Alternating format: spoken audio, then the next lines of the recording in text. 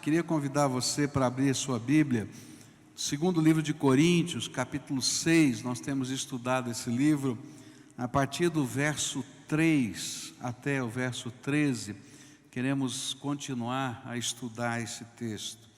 A palavra do Senhor nos diz assim: não damos motivo de escândalo a ninguém, em circunstância alguma, para que o nosso ministério não caia em descrédito.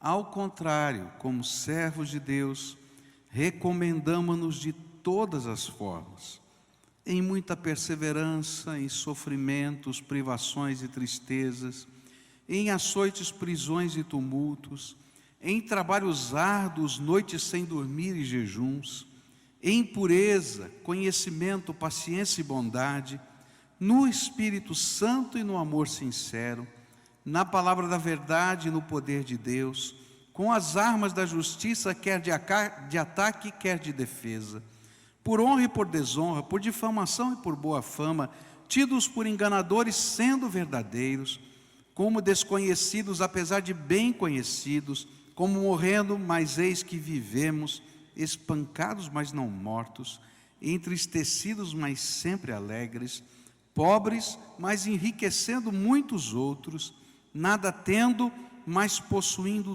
tudo. Falamos abertamente a vocês, coríntios, e lhes abrimos todo o nosso coração. Não lhes estamos limitando o nosso afeto, mas vocês estão limitando o afeto que têm por nós. Numa justa compensação, falo como a meus filhos, abram também o coração para nós. Vamos orar a Deus? Pai querido, muito obrigado por tudo quanto já vimos, ouvimos, participamos nesse culto. Quanta coisa boa, quanta coisa tremenda pudemos vivenciar aqui. E tudo, Senhor, que foi feito aqui foi para o louvor da sua glória. Recebe, Pai, como louvor, como gratidão, como ação de graças, tudo quanto aconteceu nesse lugar. Mas nessa hora, quando vamos meditar na Tua Palavra, eu te peço, ó Senhor, envia o Teu Espírito Santo agora, poderosamente, para falar ao nosso coração. Tu conheces, Senhor, a alma de cada um, Tu conheces as necessidades de cada um, Tu conheces, Senhor, os sentimentos, Tu conheces, Senhor, a verdade. E nesta hora, Pai, ministra sobre nós aquilo que o Senhor preparou especialmente para cada um, para mim, para cada um que aqui está. Ó Pai, fala conosco, é aquilo que oramos em nome de Jesus. Amém, Senhor, e amém. Como nós começamos a estudar hoje de manhã, nós estamos aprendendo que esse texto tem um assunto. O assunto desse texto é a ética que deve permear a vida de um servo de Deus. Então, se você é servo de Deus, então essa deve ser a ética da tua vida, o jeitão de viver que você deve perseguir. E à medida que a gente foi estudando esse texto, nós descobrimos que Paulo, ao olhar para essa questão ética, ele dividiu esse texto em duas partes. Na primeira parte, ele colocou a meta ética. Qual era a meta ética do apóstolo Paulo? E isso nós estudamos no versículo 3, hoje pela manhã. Não damos motivo de escândalo a ninguém, em circunstância alguma, para que o nosso ministério não caia em descrédito. E o que a gente aprendeu é que Paulo entendia, isso está nos versículos anteriores, que todo servo de Deus foi colocado nessa terra como um embaixador de Jesus. E que ele tem um ministério, o ministério da reconciliação, que nós já aprendemos há uma semana atrás. E como embaixador e ministro da reconciliação, a gente tem que zelar pela vida, porque nós representamos de alguma maneira a obra de Deus nessa terra. E se é assim, se de alguma maneira nossa postura ética escandaliza alguém, então nós nos tornamos pedra de tropeço a que pessoas possam conhecer a mensagem de Deus. E aí então Paulo vai dizer: olha, a minha meta é não dar escândalo a ninguém, em circunstância alguma, para que o ministério da reconciliação, a missão que Deus nos deu de sermos embaixadores de Cristo, não caia em descrédito. Mas agora à noite, eu queria continuar o estudo desse texto, e Paulo agora vai, a partir do versículo 4, explicar para a gente que essa meta ética é colocada em prática em várias dimensões diferentes da vida. E são esses os exemplos que Paulo vai começar a dar. E versículo 4 diz assim: ao contrário, como servos de Deus, recomendamo-nos de todas as formas. E ele está dizendo que quando a minha postura ética está sendo coerente com a postura ética do reino de Deus, nossa vida recomenda a missão, a embaixada, o ministério da reconciliação. E aí Paulo então vai dar vários exemplos práticos das várias dimensões em que a ética faz parte da vida de um cristão. Na verdade, a ética faz parte de todos os momentos da vida de um cristão. Mas ele vai dar alguns exemplos. E o primeiro exemplo que ele vai falar parece contraditório, né? Eu começaria com os negócios, né? Com um negócio como o Brasil aqui, a gente tem que começar a falar da ética nos negócios, ou na política, né? Ou quem sabe no exercício da profissão. Eu pensaria nisso, se eu estivesse montando a estrutura, mas graças a Deus que não sou eu, é Deus que está montando a estrutura e passou para o apóstolo Paulo. E ele começa com uma coisa que tem a ver com todo mundo aqui, não tem jeito. E ele vai dizer nos versículos 4 e 5 alguma coisa que é tremenda: ética no meio das lutas e dos sofrimentos. Você já parou para pensar nisso? Que você tem que ter uma ética cristã para viver batalha e luta e sofrimento e angústia na sua vida? Fala a verdade, né?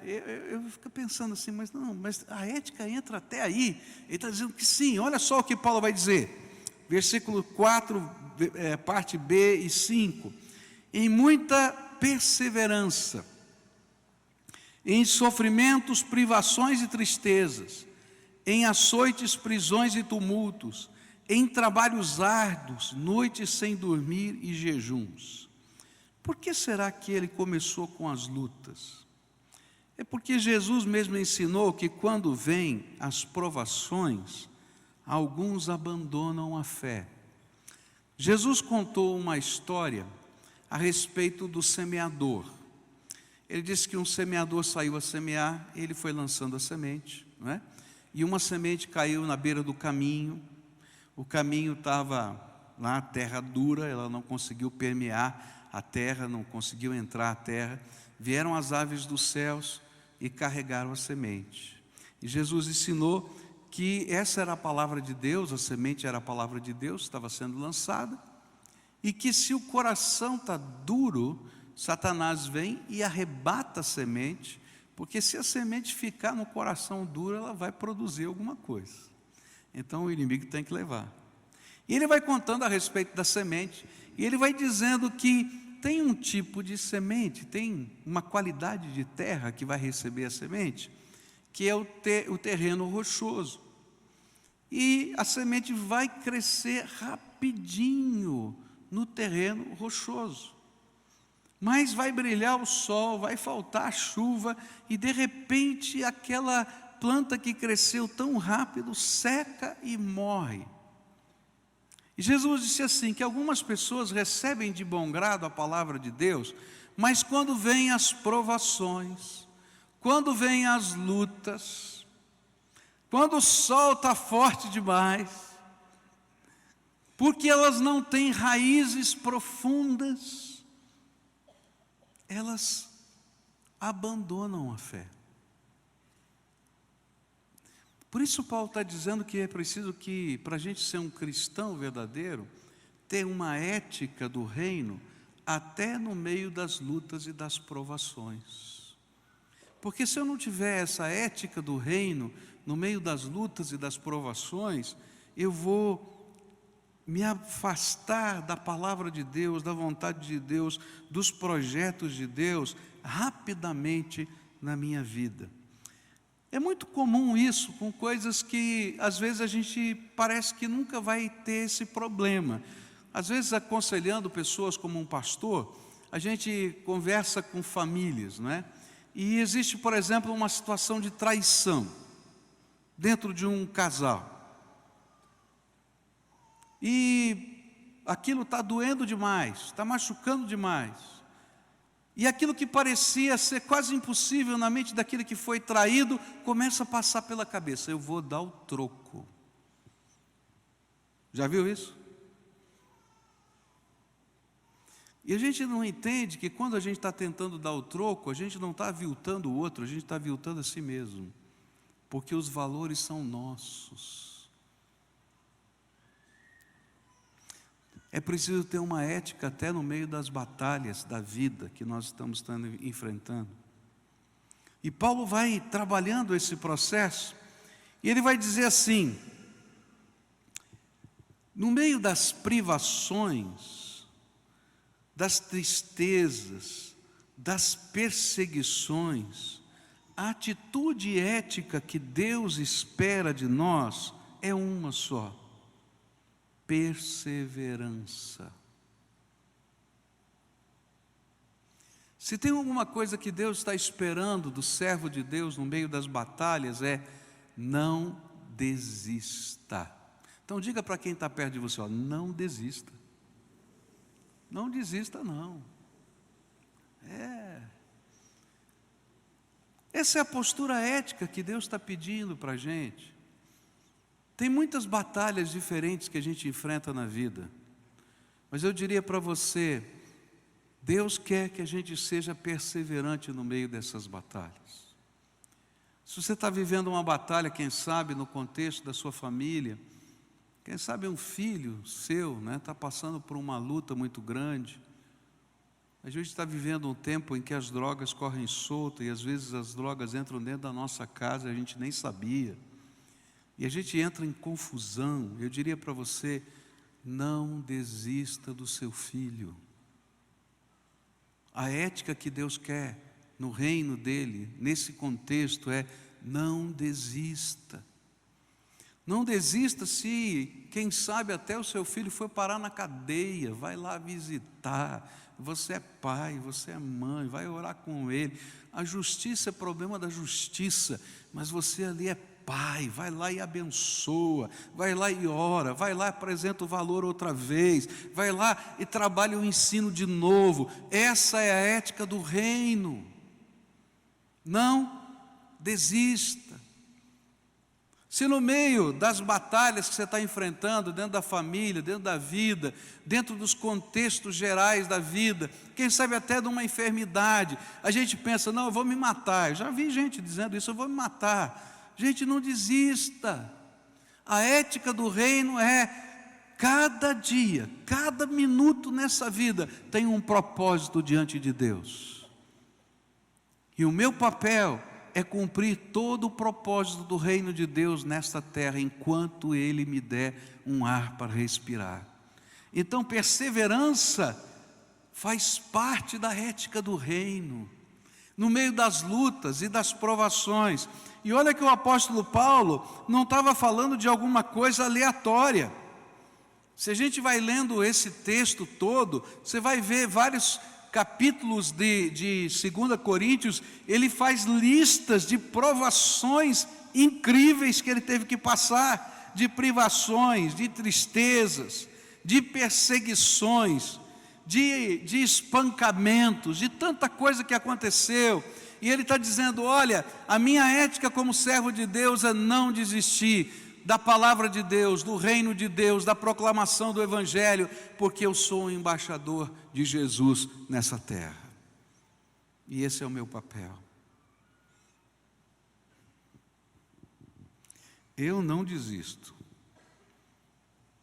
pois eu conheço o meu Senhor, e eu vou esperar nele, porque até o mal que pode estar acontecendo hoje, Deus é capaz de transformar em bênção na minha vida. E essa é a minha esperança. Queridos, a gente teve um exemplo disso agora há pouco com aqueles bebês aqui, não é? Que coisa doida, não é? Perder alguém querido, perder uma mamãe, Mas que coisa tremenda estar com 2 bebês no colo agora aqui, e louvando a Deus pela vida, pelo futuro, pelas coisas que vão acontecer. Até o mal Deus transforma em bênção. Por isso a gente não desiste. E é justamente por isso que nós somos tentados pelo inimigo de nossas almas a desistir do propósito de Deus em nossas vidas. E esta foi a tentação, inclusive, de Jesus no jardim do Getsêmani. Você lembra da história?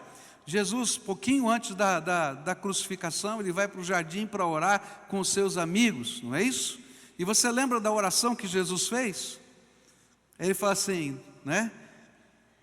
Passa de mim este cálice.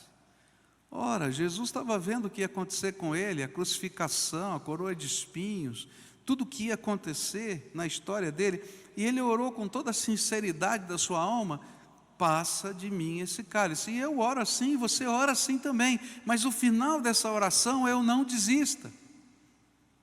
O que ele vai falar no final dessa oração? Não se faça a minha vontade, mas a tua vontade. Esse é o não desistir da ética do reino. Senhor, eu não sei o que está acontecendo, eu não compreendo todas as coisas, mas eu sei que o Senhor tem um propósito. E eu vou esperar na tua graça. Não dá para entender o propósito de Deus no dia da crucificação. Só dá para entender o propósito de Deus no dia da ressurreição. E é por isso que a gente vive esse confronto, essa tentação de desistir do propósito de Deus. Por isso, primeira lição da ética do reino no meio dos sofrimentos é: não desista. Perseverança. Não desista da sua fé, não desista da sua família, não desista dos planos que Deus tem para você, mesmo que você não os entenda nesse momento. A segunda coisa que esse texto vai me ensinar é que a ética do reino de Deus tem a ver também com o trabalho. E aqui Paulo está falando do trabalho ministerial. E ele está dizendo do projeto de Deus de ser embaixador do reino de Deus na vida de outras pessoas. E eu quero dizer para você que quando você é embaixador de Deus, não é, nessa terra, nem sempre, e eu vou dizer que quase nunca, você vai ser recebido com um tapete vermelho, não é? Como um embaixador às vezes é recebido na entrega das suas credenciais naquele governo. Muito pelo contrário, às vezes você vai ser visto, não é, como uma pessoa que tem outros interesses. E aí Paulo vai dizer assim: olha, nessa área do trabalho ministerial, eu vou dizer para você, verso 5, a parte B, que o negócio da ética do reino tem a ver com trabalho árduo, noite sem dormir e jejum. O negócio é sério. O Senhor tinha dado uma missão para o apóstolo Paulo, a missão de ser apóstolo dos gentios. E ele era ministro da reconciliação, como eu e você também. E ele era ministro da reconciliação entre os gentios. Mas a missão não é uma mera escaramuça, que você vai lá, brinca um pouquinho de bang-bang e acaba. A missão que Deus nos dá é uma batalha espiritual. A missão que Deus nos dá não é um passeio no parque, é uma batalha espiritual. Por isso, essa missão envolve um padrão ético alto. E esse padrão ético, Paulo está dizendo, envolve trabalho árduo. Se o Senhor confiou algo a você para fazer, você tem que fazê-lo integralmente. E para isso você vai ter que trabalhar arduamente. Se Deus colocou a missão para você de cuidar de alguém, vai até o fim, não para na metade. Você lembra do não desista que eu falei agora há pouco? Tá? E Deus vai falar assim, olha, não é só para não desistir não. Tá bom, vou ficar aqui, vou ficar resignadamente aguentando o tranco. Não. Cumpre a missão agora no meio desse contexto. Vai lá e abençoa o teu filho. Vai lá e abençoa a tua esposa. Vai lá e abençoa o teu marido. Vai lá e abençoa o teu patrão. Aquele chato mesmo, esse mesmo. Vai lá e abençoa. Não é? Vai. Esse é o propósito. Deus te deu uma missão. Cumpre integralmente. Paulo vai dizer a Timóteo, cumpre cabalmente o ministério que lhe foi confiado. Se Deus te deu uma missão, vai lá e completa. E olha, eu vou dizer para você, não é um passeio no parque, é um trabalho árduo, pesado. E Paulo, para poder qualificar o que significa esse trabalho árduo, esse trabalho pesado, ele vai colocar duas expressões que qualificam. Ele vai dizer assim, envolve noite sem dormir. Envolve noite sem dormir. É interessante porque algumas semanas atrás a gente teve uma batalha bem intensa, assim, toda a família pastoral aqui da igreja estava envolvida. E o Vitor, né, que está começando o seminário, filho do Paulo Davi, estava incumbido de uma missão pastoral, ele está lá no processo de treinamento. E o pai também estava envolvido, o Paulo Davi estava envolvido, e aí entrou todo o processo, e o Vitinho disse para ele assim, Vitinho é o nosso jeito de dizer, né? O Vitinho disse para ele, pai, posso andar com você, tudo isso aí? E aí foi para o primeiro local, depois foi para o segundo, depois foi para o terceiro, passou a noite inteira, virou o outro dia, ele virou assim, esse negócio é complicado de ser pastor, não é? Aí ele disse assim, o papai dele disse para ele, se você quer cuidar de coisas, é fácil. Agora, se você quer cuidar de pessoas, você tem que andar junto com elas. E quando a gente fala de cuidar de pessoas, a gente está falando da missão pastoral que Deus nos deu. Então, muito provavelmente, Deus colocou pessoas ao seu redor, dentro da sua casa e fora da sua casa.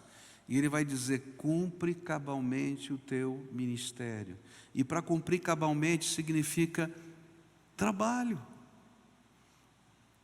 Gente dá trabalho. Pode dizer para quem está perto, gente dá trabalho.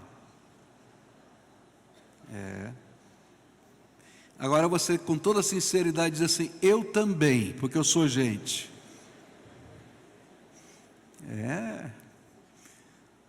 Você dá trabalho. E eu também, porque eu sou gente. Não é? E quando a gente entra nessa missão pastoral, essa missão de embaixador de Deus, de ministro de Deus, Deus não está preocupado com coisas. A Bíblia diz que esse mundo vai passar. Tudo nesse mundo vai passar. Quando a gente lê o livro do Apocalipse, a gente fica impressionado. Chega um momento que Deus tem que criar novos céus e nova terra, porque o antigo céu e a antiga terra, que são esses aqui, a gente consumiu. Quando a gente lia isso há muitos anos atrás, né, há centenas de anos atrás, dizia, isso é impossível consumir. Mas hoje a gente fica pensando, olha, os nossos recursos naturais estão indo embora, até a água potável do mundo está indo, o ambiente está mudando, o clima está mudando, a gente conseguiu estragar tudo que Deus fez aqui. Por isso que Deus está falando para a gente, que Ele não está preocupado com coisas, e às vezes o nosso foco está em coisas, a nossa vida está em coisas, enquanto que o nosso filho está precisando da gente, a nossa esposa está precisando da gente, o nosso marido está precisando da gente, o nosso vizinho está precisando de um vizinho, o nosso parente está precisando de um parente, alguém na rua está precisando da gente, e Deus nos colocou aqui nessa terra como embaixadores do reino dEle, do amor dEle, da bondade dEle. Se nós não conseguimos ser embaixadores do reino dEle, da bondade dEle dentro de casa, será que a gente vai conseguir ser fora de casa? Agora, para ser embaixador dEle, com gente, dá trabalho. Algumas vezes você vai passar algumas noites sem dormir. porque é no meio da madrugada que às vezes as maiores crises aparecem.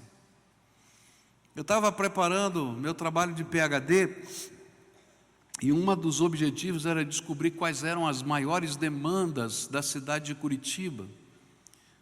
E é interessante porque a gente vive nessa cidade e não conhece. Você sabia que uma das maiores demandas da cidade de Curitiba representam o número de suicídios que tem nessa cidade?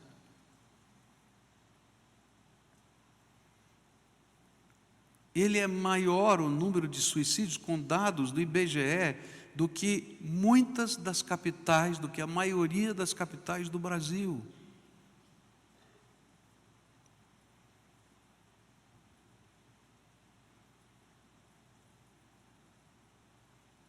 Só esse mês, na nossa comunidade, nós tivemos 2 suicídios. Só esse mês. Agora, lidar com gente deprimida, queridos, dá trabalho.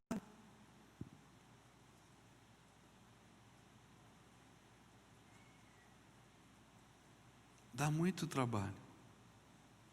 Por isso Paulo vai dizer que para poder executar esse trabalho do ministério com gente, ele precisou não apenas de maneira árdua trabalhar, mas ele precisou algumas vezes passar noites sem dormir.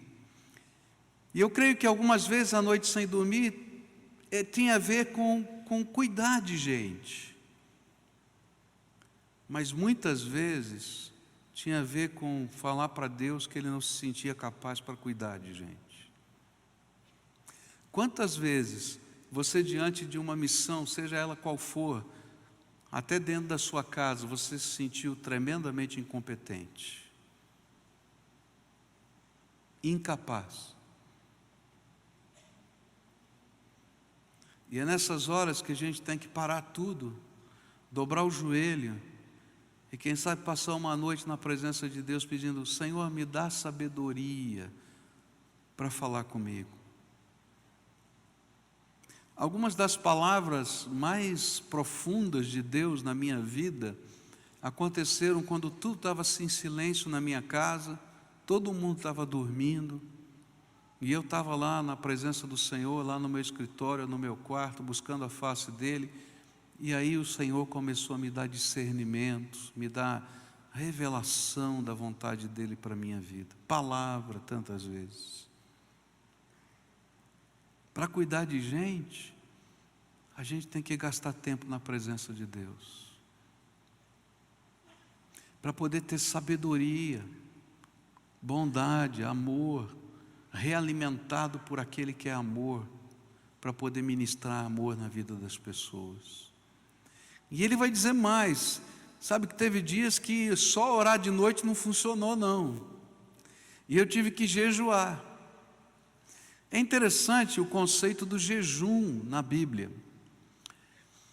O jejum no pensamento oriental, no pensamento judaico, não era um sacrifício que eu estou fazendo para conseguir alguma coisa para Deus, ou de Deus, porque eu estou comprando Deus com o meu sacrifício.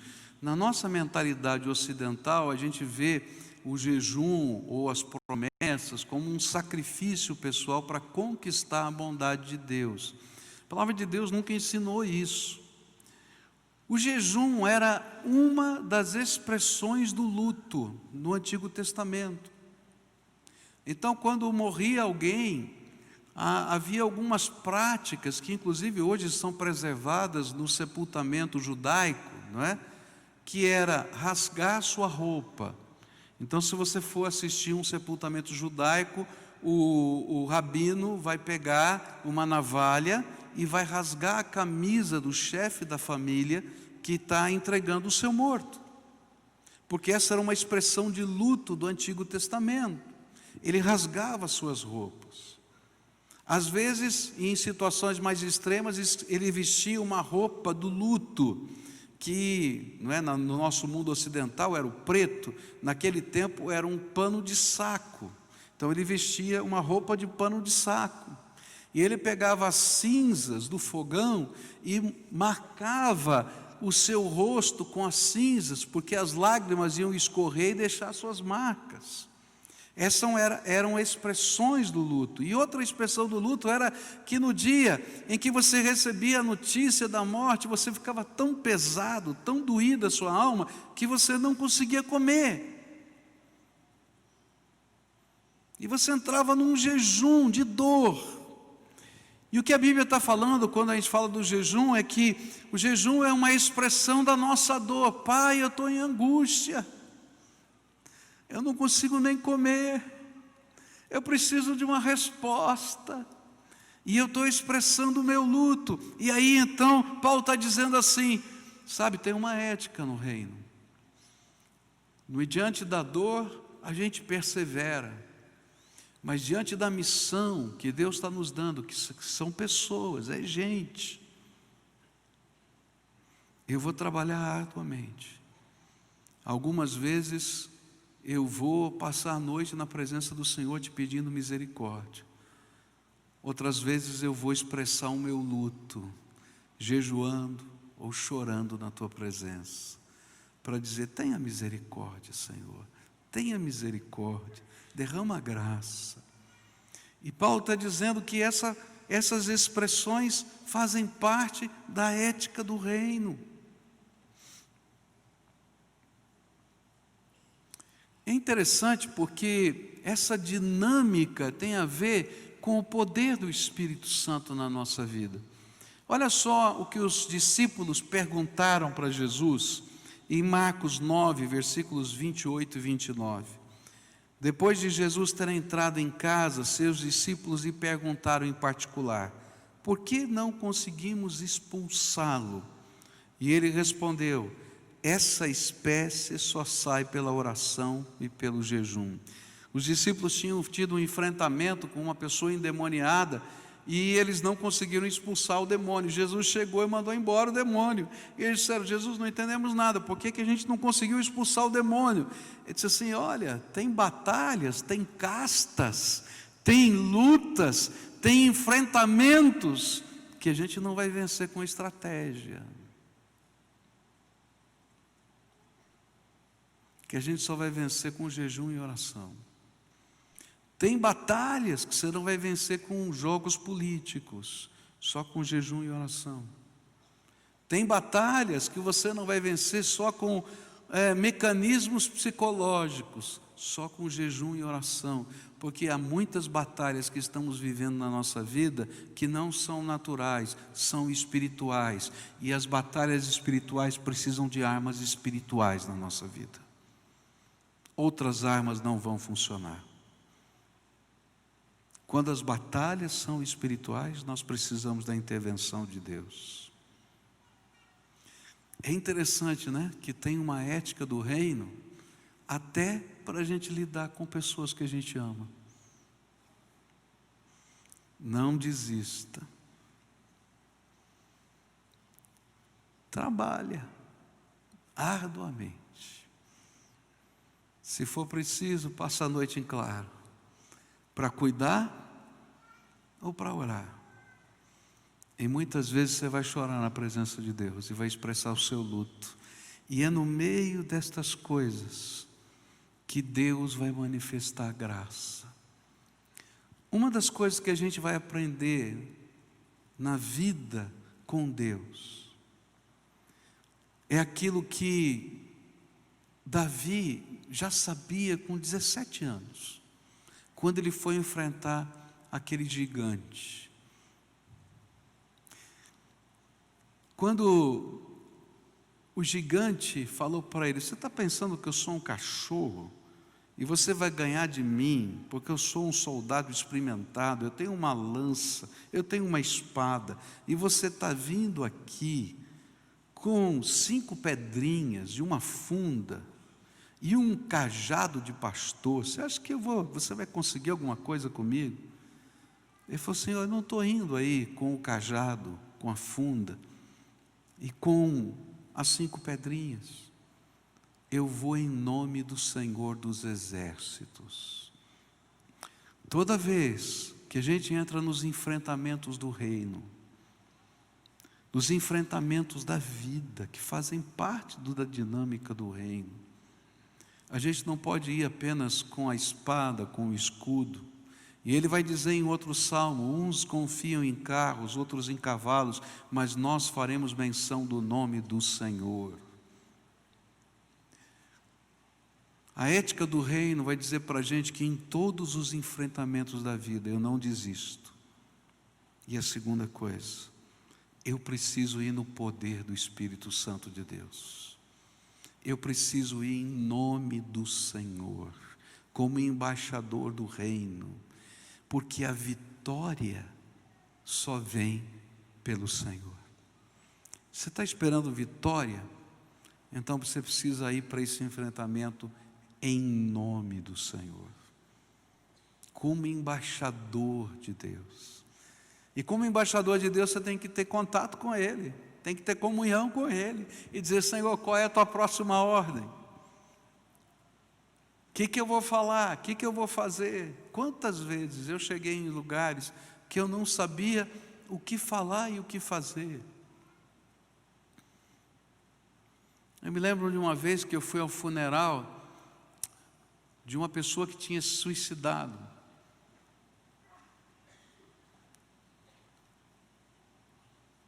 E eu cheguei naquele lugar e eu disse: Senhor, tenha misericórdia, eu não sei o que falar, eu não sei o que fazer, mas eu estou indo no Teu nome. E eu me saí daquele lugar me sentindo o pior pastor da face da terra, porque eu não consegui falar nada. Eu só dei o abraço na viúva,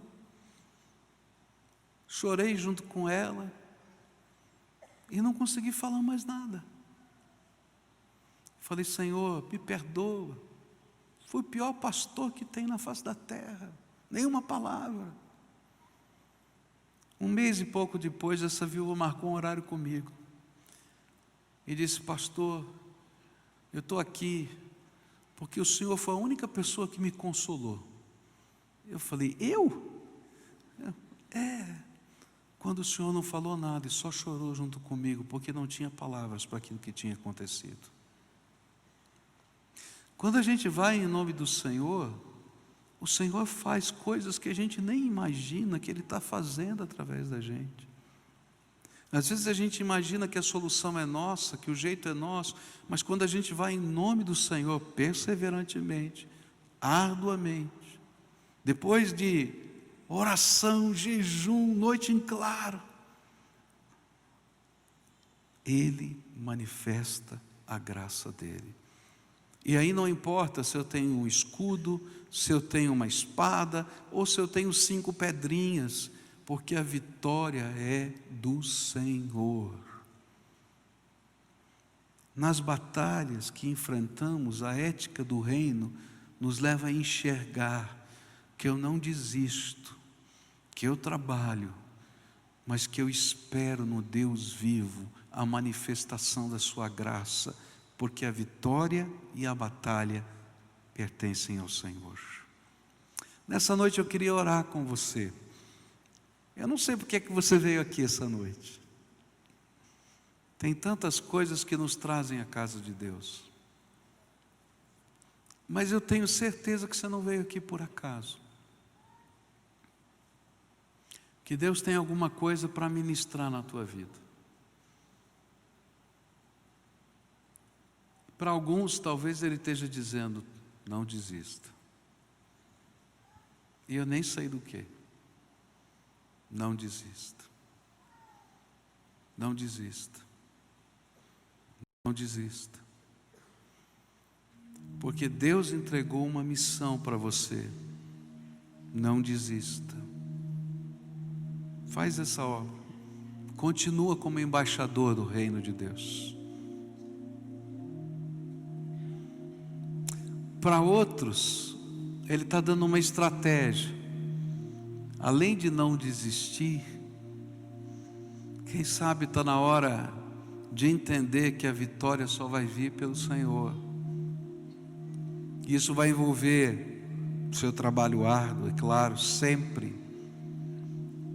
Mas as vigílias e as orações. onde Deus vai manifestar a graça dele na tua vida e na vida das pessoas.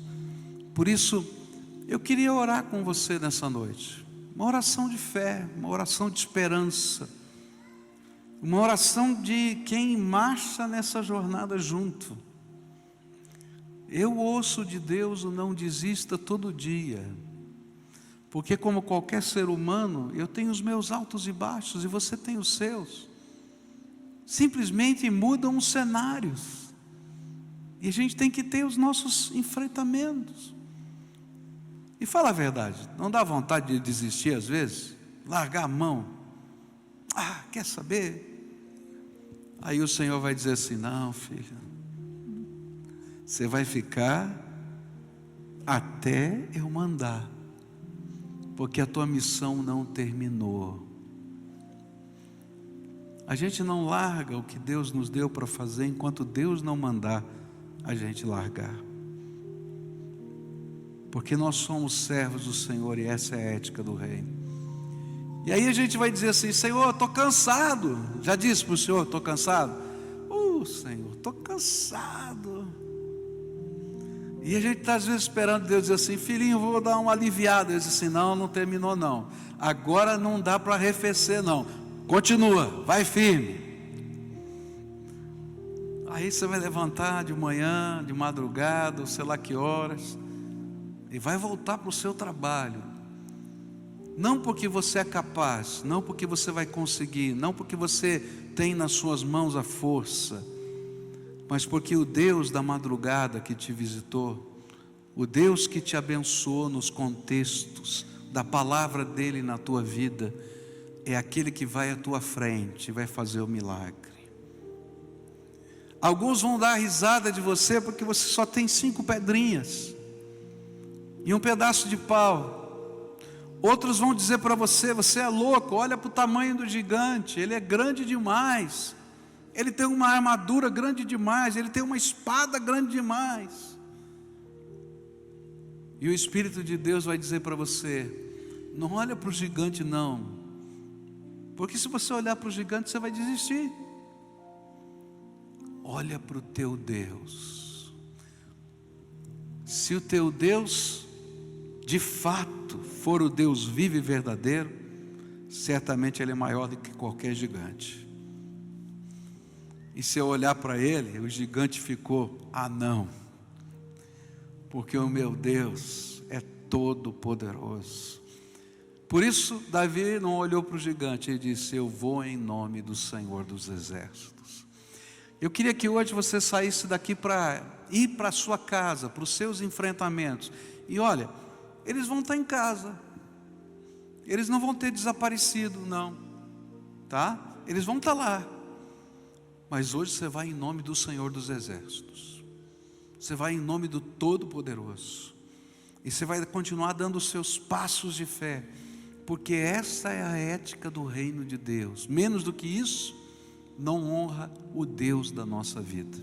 Por isso eu queria orar com algumas pessoas.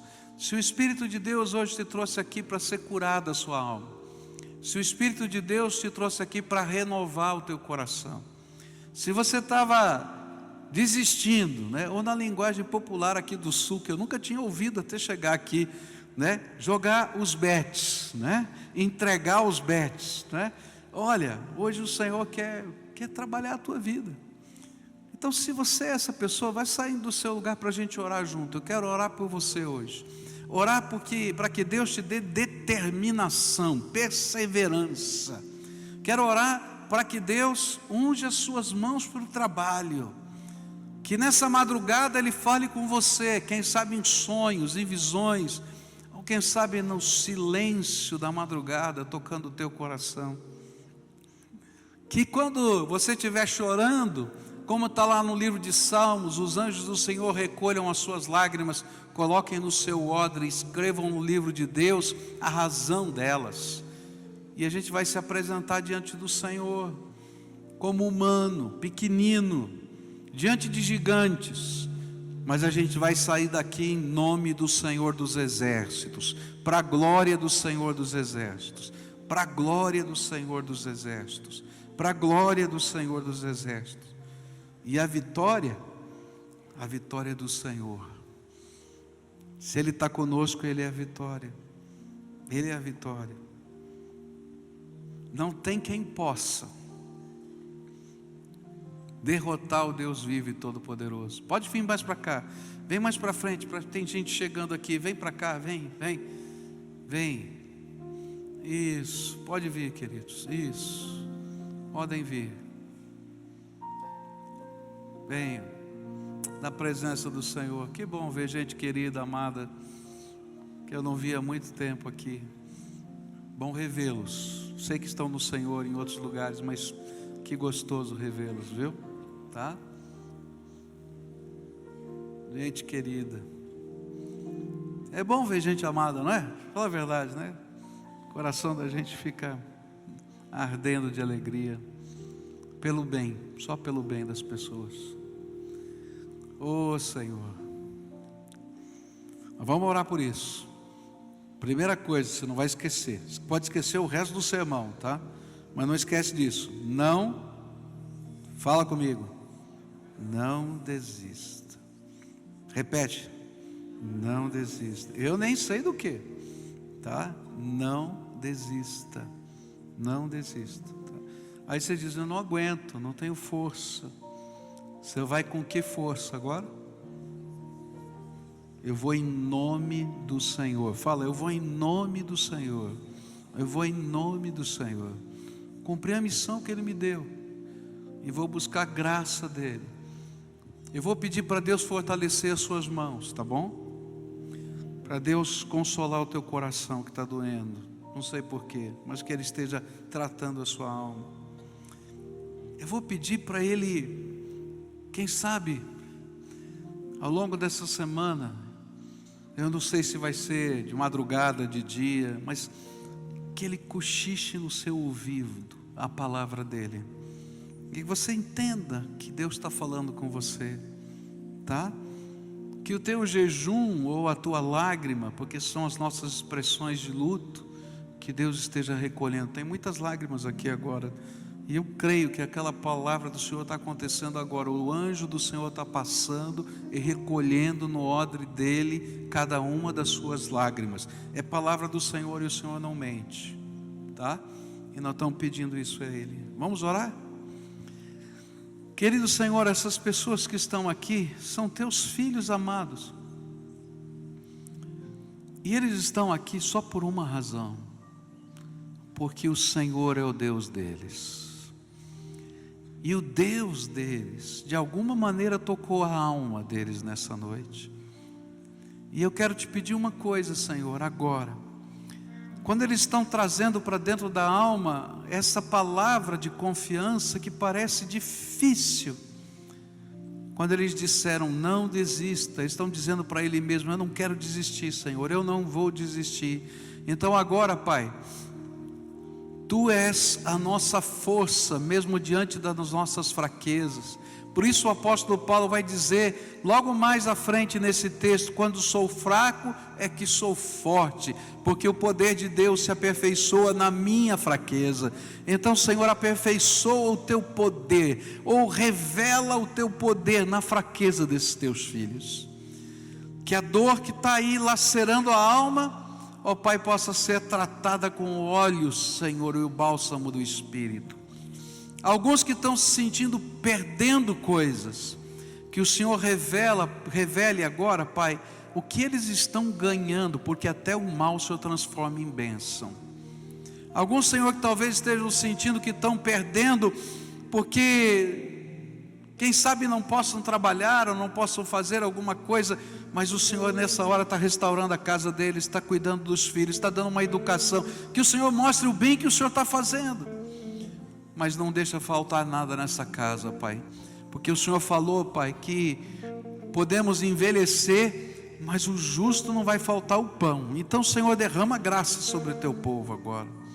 Ó Pai, eu quero te pedir que o Senhor se revele aos Teus filhos, que a Tua palavra fale com eles, que eles ouçam a Tua voz, que a força que precisam dentro de si venha do Senhor. e a força que eles precisam para sair e enfrentar as lutas da vida, seja a vitória do Senhor na vida deles. Ó Pai, eu quero te pedir, derrama a tua vitória sobre eles, derrama a tua vitória sobre eles. Ó Pai, que os gigantes comecem a cair, Pai, mesmo que eles só tenham pedrinhas nas mãos.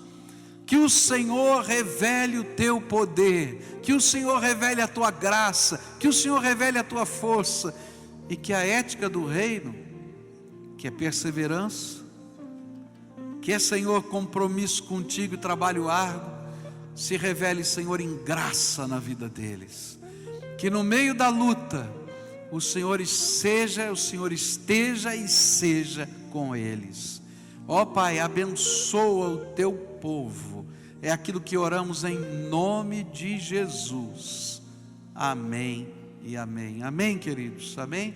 Se você está de joelhos, tem vários aqui, fiquem de pé agora. Dá a mão para quem está perto, não sai daqui agora não.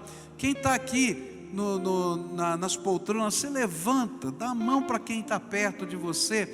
E a gente vai terminar o culto assim. Fecha aí o corredor. Agora é a família de Deus unida aqui. E você vai fechar o corredor como se estivesse dando um abraço nesse povo que está aqui na frente, tá? Se fosse pouca gente, eu ia chamar um povo aqui para dar um abraço em você, tá? Mas tem muita gente, eu não vou conseguir fazer isso, tá? Então agora dá uma olhadinha para trás. Você que veio aqui à frente, olha para trás agora, olha para o povo que está lá. Todo mundo que está de mão dada lá está abraçando vocês aqui, tá? Esse é o abraço da família de Deus, tá? Eu não consigo chegar aí para dar um abraço em cada um, mas esse povo que está de mão dada lá em cima, aqui embaixo, está dizendo: olha, nós estamos na mesma batalha, porque se Deus é por nós, quem será contra nós? Tá? Isso não é um refrão, não, está na Bíblia, é promessa de Deus. Então a gente toma posse. Eu vou em nome do Senhor dos Exércitos. Eu não vou desistir, porque eu estou em nome do Senhor dos Exércitos, e é Ele que vai nos dar a vitória. Amém? Canta essa canção conosco, celebra o Senhor, e logo depois a gente vai encerrar esse culto. Deixa eu fazer só uma parênteses aqui. Se você não tem uma Bíblia que você entenda, eu quero te dar de presente, tá? Então você vai procurar quando terminar o culto, tem um pessoal ali, bem naquela porta à minha esquerda. Você diz: eu vim pegar a minha Bíblia. Ninguém vai vender nada para você aqui, tá? É um presente, eu quero que você leve para casa. Por quê? Você vai ter que passar algumas vigílias na presença de Jesus, né? E a palavra de Deus tem que falar com você. Então leva a palavra de Deus para você. Se você tem, deixa para quem não tem, tá bom? Combinado assim? Mas uma Bíblia que você entenda, porque às vezes a gente tem uma Bíblia que a linguagem é tão difícil que a gente não entende. Essa é uma tradução que a gente entende. Então eu quero te dar uma que não é que ela é diferente, é só uma foi traduzida 350 anos atrás, outra é uma linguagem corrente hoje, tá? Então fica mais fácil. Segunda coisa, se você está no meio de uma jornada difícil e você gostaria de ter alguém acompanhando você no meio dessa jornada, então você quer ter um coaching, tá? Essa é a palavra moderna, né? Um coaching espiritual que acompanhe você.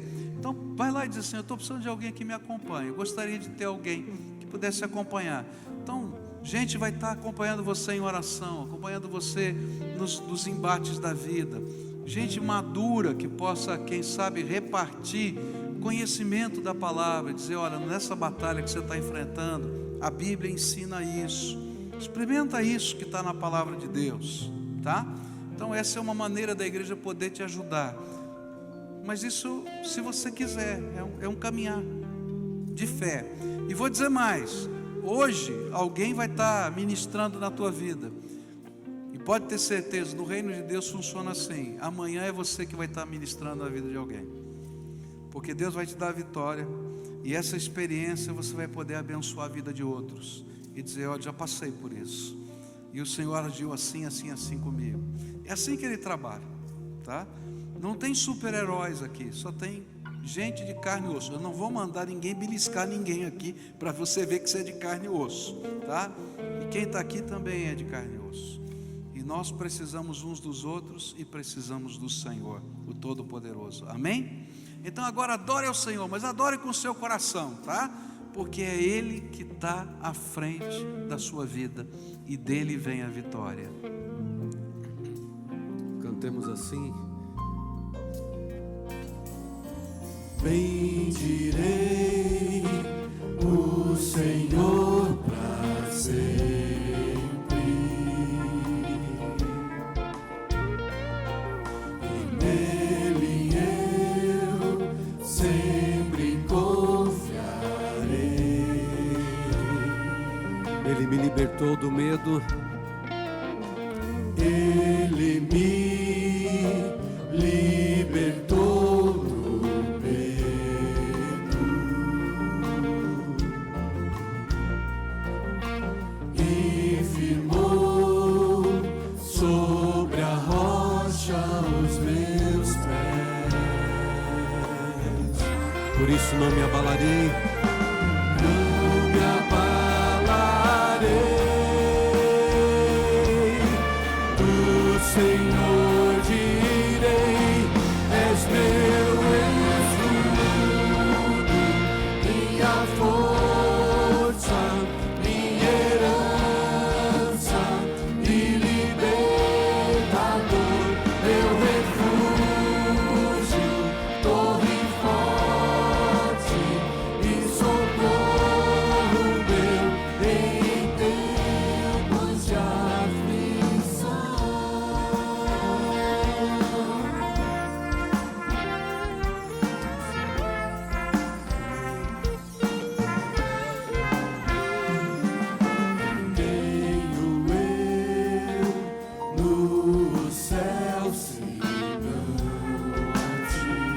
Só você cantando essa frase agora.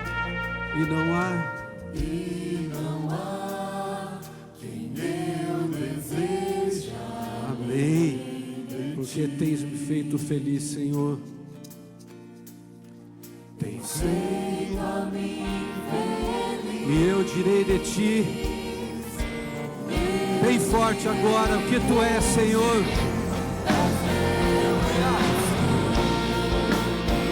Minha força, minha herança e libertador, meu refúgio, torre forte, tu és meu socorro, ó Deus, és meu escudo, minha força, minha herança e libertador, meu refúgio, torre forte e socorro meu em tempos de aflição.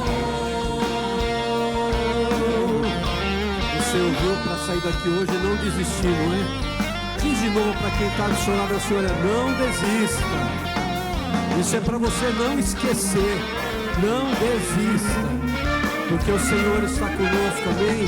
Se Deus é por nós, amém. Tens feito a mim, Amém. e eu direi,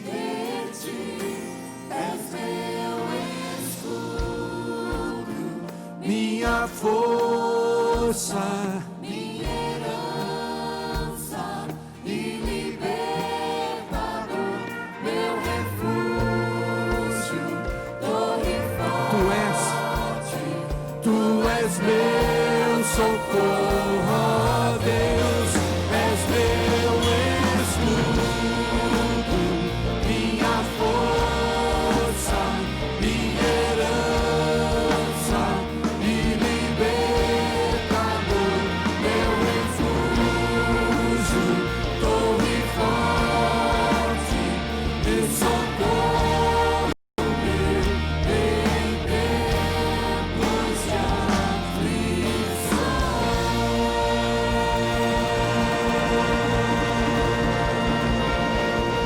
Aleluia. Aleluia. Louvado seja o Senhor, não é verdade?